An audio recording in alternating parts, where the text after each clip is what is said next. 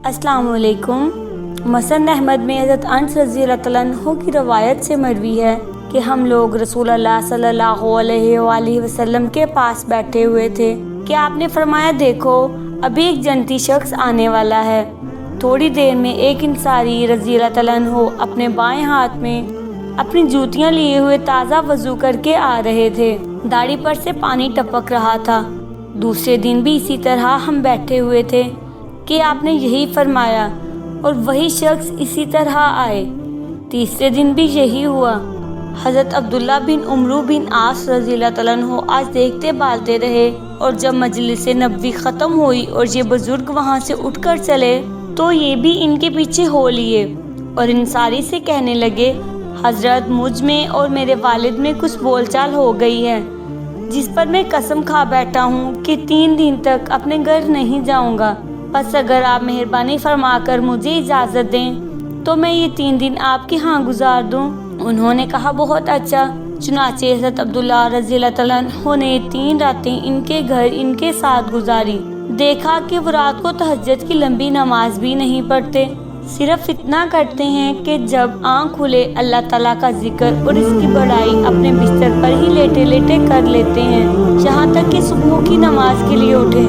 ہاں، یہ ضرور بات تھی کہ میں نے ان کے منہ سے سوائے کلمہ خیر کے اور کچھ نہیں سنا۔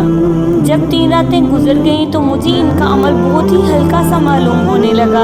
اب میں نے ان سے کہا کہ حضرت، دراصل نہ تو میرے اور میرے والد صاحب کے درمیان کوئی ایسی باتیں ہوئی تھیں، نہ میں نے ناراضگی کے باعث گھر چھوڑا تھا، بلکہ واقعہ یہ ہوا کہ 3 مرتبہ ان حضرت صلی اللہ علیہ وآلہ وسلم نے فرمایا کہ ابھی ایک جنتی شخص آ رہا ہے، اور تینوں مرتبہ آپ ہی آئے۔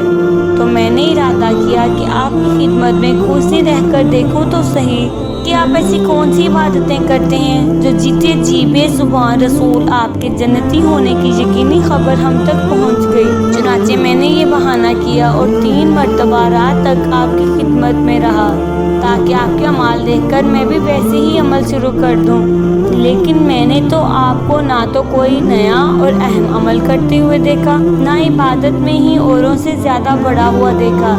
اب جا رہا ہوں، لیکن زبانی ایک سوال ہے کہ آپ ہی بتلائیے، آخر وہ کون سا عمل ہے جس نے آپ کو پیغمبر اللہ صلی اللہ علیہ وآلہ وسلم کی زبانی جنتی بنایا؟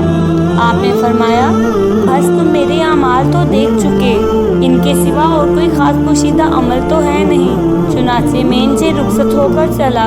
تھوڑی ہی دور نکلا تھا جو انہوں نے مجھے آواز دی اور فرمایا، ہاں، میرا ایک عمل سنتے جاؤ، وہ یہ کہ میرے دل میں کبھی کسی مسلمان سے دھوکہ بازی، حسد اور بغض کا ارادہ بھی نہیں ہوا۔ میں کبھی کسی مسلمان کا بدخواہ نہیں بنا۔